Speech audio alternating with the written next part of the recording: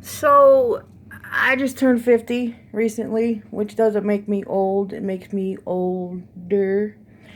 And I got kind of sick last year. I went to a doctor and told her that I wasn't feeling good. So, she said, well, let's do some girly stuff, and you probably need a hysterectomy. And I'm like, my dad was a mechanic, and he always said there's no extra parts. So he always wanted to die with all of his chunks. So I have a problem with people taking things out of me. Not usually putting things in me, but taking stuff out. My chunks, my parts, my stuff. There's no extra parts, as far as I know. But anyway, I got pretty sick, and I was thinking, I can't, I'm not going to be able to have any more kids.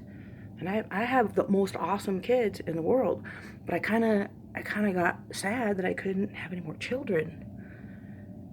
And and then I thought about the cool part about not having a uterus, like not bleeding anymore, which is way way awesome.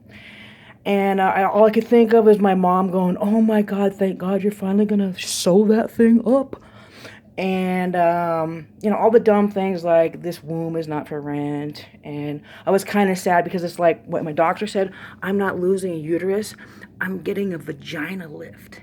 And I don't know what that means, but that's okay. At the same time, I told her I pee a lot, so she goes, we'll just do the whole surgery all at once.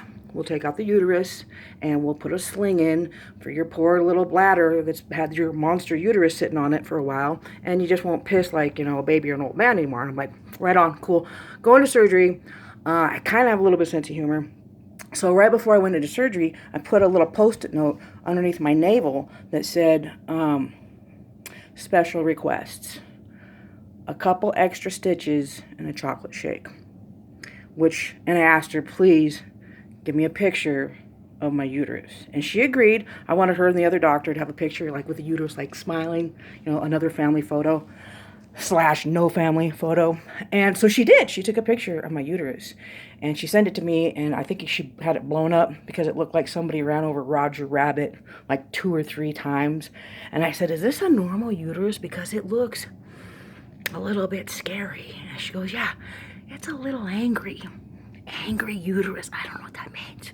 But it was pissed. It was pissed. I didn't know whether to take it and have it preserved in some kind of coffin, or have a ceremony, or burn it, or stretch it out and throw darts at it and put a knife into its heart. I wasn't really sure how I felt about my uterus.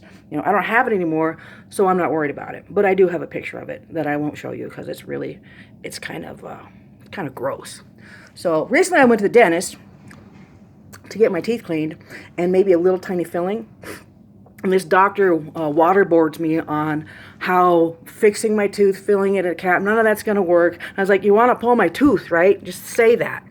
I'm 50, just say pull the tooth. He goes, you have a problem with that? I said, I've had 5 kids. I think you can pull a tooth out of my face and I'll live, maybe.